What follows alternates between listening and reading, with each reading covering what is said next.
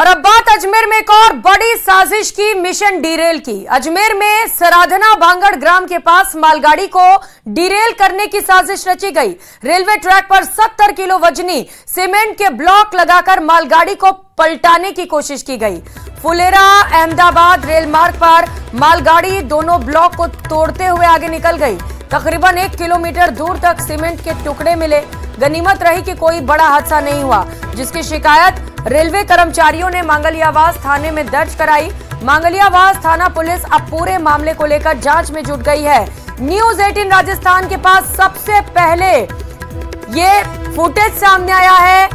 मौके से ये तस्वीरें आप देख पा रहे हैं जहां पर पत्थर के टुकड़े मिले हैं, यानी कि एक बड़ी साजिश यहां पर नाकाम हो गई है, क्योंकि कोई बड़ा हादसा नहीं हुआ है। लेकिन कौन है ये साजिशकर्ता? कौन है वो लोग जिन्होंने पटरियों पर पत्थर के ब्लॉक्स रखे हैं? क्या थी इसके पीछे मंशा? ये तमाम बड़े सवाल हैं, जिसे लेकर अब पुलिस जांच में जुट गई है। लेकिन न्यूज 18 के पास सबसे एक्सक्लूसिव तस्वीरें हैं उस जगह से जहां पर इस बड़ी साजिश को अंजाम देने की कोशिश की गई। हर साजिश से जुड़ी हर खबर, हर तस्वीरें आप देख पा रहे हैं न्यूज 18 राजस्थान पर। ग्राउंड जीरो पर न्यूज 18 की टीम पहुंची, जहां पर पुलिस पहुंची है। ट्रेन को बेपटरी की साजिश जहां पर रची गई। आखिर कौन है वो लोग, क्या वजह, इसके पीछे क्या मकसद, इन तमाम बातों को लेकर जांच जारी है। ट्रेन पलटाने की साजिश इससे पहले कब की गई? 23 अगस्त 2024 को, उसके बाद 28 अगस्त 2024 को भी कुछ इसी तरीके की साजिश रची गई थी। ठीक इसके बाद 8 सितंबर 2024 को भी अजमेर के सराधना और भांगड़ ब्लॉक में ये साजिश रची गई। पाली में, अहमदाबाद, जोधपुर में 23 अगस्त 2024 को रेल ट्रैक बंद करने की कोशिश की गई। 28 अगस्त 2024 को भी 12 के छबड़ा में मालगाड़ी के ट्रैक पर बाइक का स्क्रैप रखा गया। 8 सितंबर 2024 को अजमेर के सराधना और भांगड़ गांव के बीच रेलवे ट्रैक पर सीमेंट के ब्लॉक रखे गए। 23 अगस्त 2024 को पाली में, अहमदाबाद, जोधपुर रेल ट्रैक पर वंदे भारत सीमेंट वहां पर बिछाते हुए ट्रेन को रोकने की नाकाम साजिश की गई थी।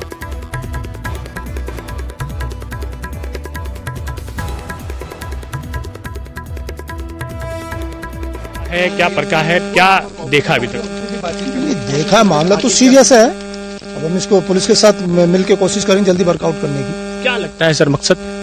मकसद तो जब तक क्रिमिनल्स पकड़ नहीं आएंगे, उनका क्या मकसद था वो तो वही बता सकता है, लेकिन हाँ, मैटर सीरियस है, इसमें कोई शक नहीं।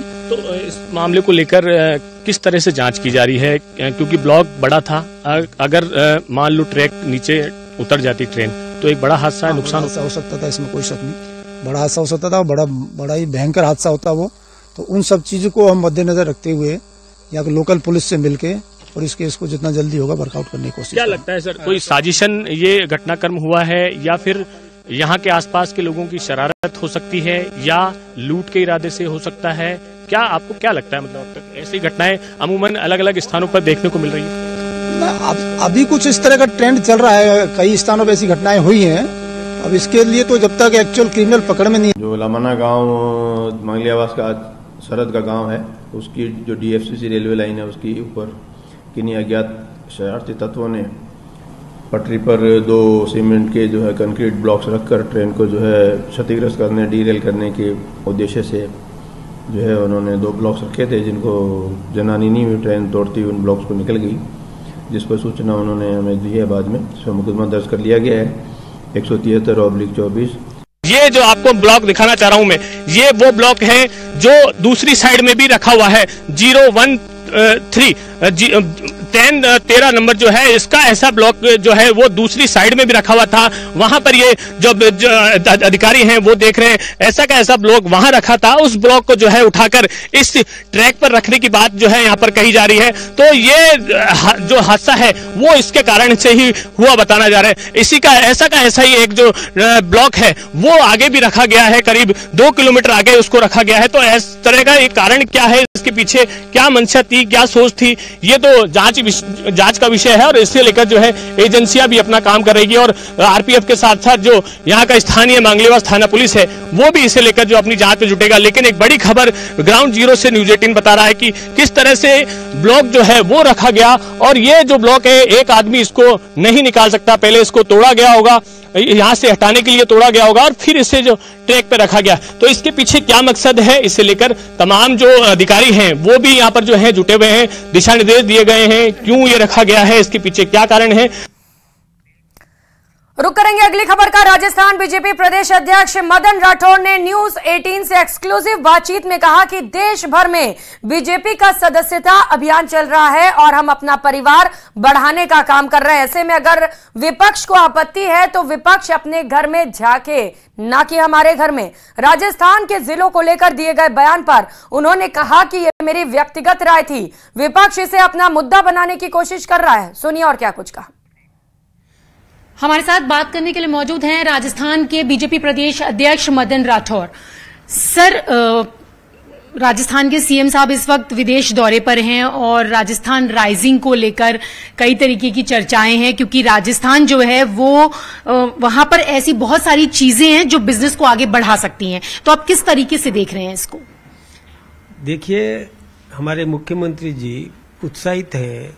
उन्होंने पहले भी प्रयास किया कि अप्रवासी राजस्थानी राजस्थान में आए और यहाँ उद्योग स्थापित करे और कई सफलताएं भी उनको मिली है। महाराष्ट्र में वो गए, वहाँ से भी वो कई निवेशकों को आकर्षित करने में कामयाब रहे।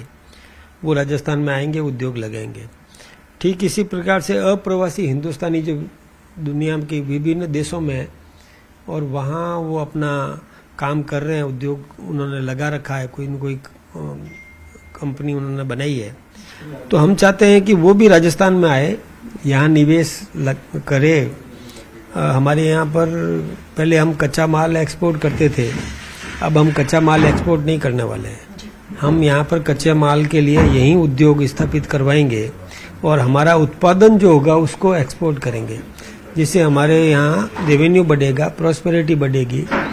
हमारे यहाँ पर कच्चा माल पर्याप्त मात्रा में उपलब्ध है, मिनरल्स है, कई प्रकार के और भी उद्योग लग सकते हैं यहाँ पर।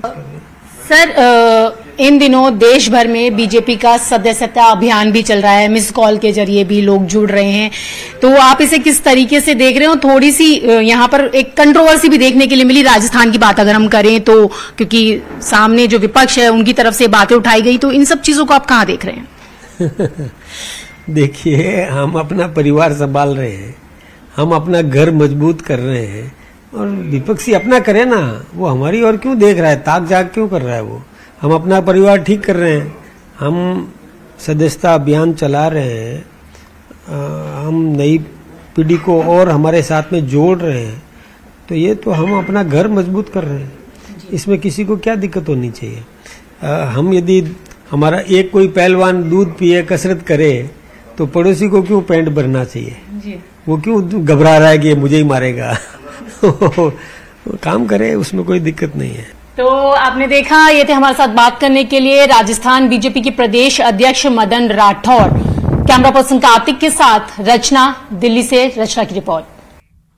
श्रीगंगानगर से बड़ी खबर मिल रही है, जहां पर पदमपुर के 6 EEA गांव में लड़के की हत्या का मामला सामने आया। 14 साल के लड़के का घर के बाथरूम में शव मिला है। रस्सी से गला दबाकर हत्या किए जाने की आशंका है। मौके पर पुलिस और डॉग स्क्वाड की टीम पहुंची है। पुलिस ने शव को मोर्चरी में रखवा दिया है। तो बड़ी खबर, बच्चे की तस्वीर भी आपको दिखा रहे हैं। पदमपुर गांव का ये पूरा मामला है, जहां पर एक लड़के की हत्या की गई है। 14 साल के लड़के का घर के बाथरूम में शव मिला है। आशंका ये जताई जा रही है कि रस्सी से गला दबाकर हत्या की गई है, लेकिन हत्यारा कौन है फिलहाल इसका पता नहीं चल सका है और पुलिस मौके पर पहुंच चुकी है। पूरे मामले को लेकर तफ्तीश की जा रही है। मौके पर FSL और डॉग स्क्वाड की टीम को भी बुलाया गया है ताकि जल्द से जल्द पूरे मामले पर पर्दाफाश किया जा सके।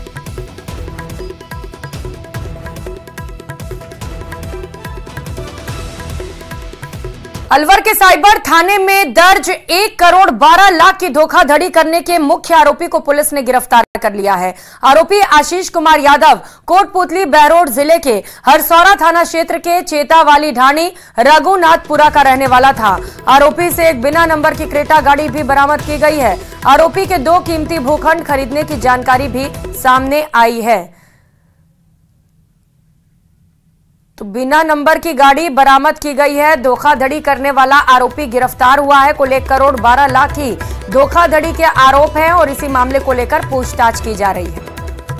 देखिए, डिलीवरी एक कुरियर कंपनी है, उनकी तरफ से साइबर थाने में एक एफआईआर दर्ज करवाई गई कि दिनांक 14 और 15 मई की रात्रि को उनके सॉफ्टवेयर को अज्ञात लोगों के द्वारा हैक किया गया और उसके बाद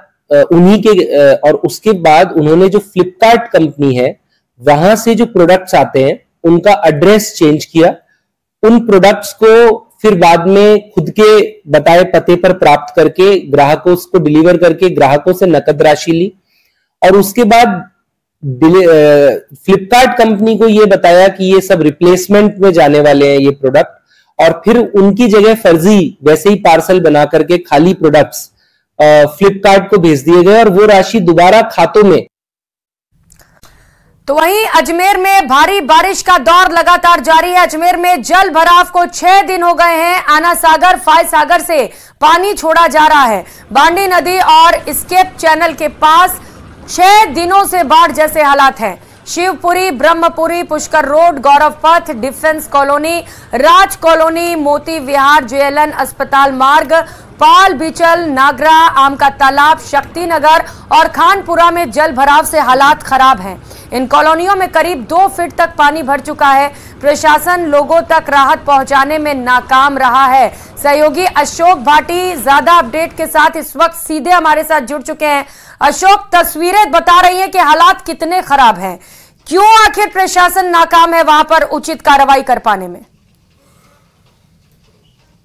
जी बिल्कुल, लगातार बारिश का दौर जारी है और पिछले 6 दिन पहले जो बारिश हुई थी वो पानी की निकासी अब तक बाहर नहीं हो पाई है। चाहे बांडी नदी हो, चाहे स्केप चैनल हो, वहां से लगातार पानी की आवक बढ़ रही है और इसी के कारण जो है आसपास की कॉलोनियों में जल भराव जैसी स्थिति है। यहां तक कि अजमेर से छोड़ा जाने वाला पानी खानपुरा तालाब तक भर गया और वो तालाब पूरी तरह से ओवरफ्लो हो गया और उसके बाद जो है सरस डेयरी में दूध की सप्लाई भी काफी बाधित हुई। हालांकि डेयरी अध्यक्ष रामचंद्र चौधरी ने इसे लेकर पर्याप्त इंतजाम किए। प्रशासनिक अधिकारियों से लगातार वार्ता करते हुए पाइपलाइन वहां डलवाई गई और जिससे कि ट्रकों का आना जाना या छोटी गाड़ियों का आना जाना शुरू हो और पानी जो दूध की सप्लाई है वो बाधित न हो। इसके साथ साथ अब मामला जब और बढ़ने लगा तो प्रभारी सचिव को सरकार ने भेजा है। आज नवीन जैन जो प्रभारी सचिव अजमेर हैं वो अजमेर पहुंचे हैं और अजमेर में हालातों का जायजा उन्होंने लिया। फायसागर झील में जो कटाव जो हुआ है उसे लेकर भी उन्होंने उचित दिशा निर्देश दिए हैं। साथ साथ हालातों का जायजा लेने के लिए अशोक, जरूरी भी है कि प्रशासन उचित कार्रवाई करे जिससे कि लोगों को राहत मिल सके। बहुत धन्यवाद आपका तमाम जानकारियों के लिए। इस बुलेटिन में फिलहाल इतना ही। आगे देखिए स्पेशल रिपोर्ट। नमस्कार।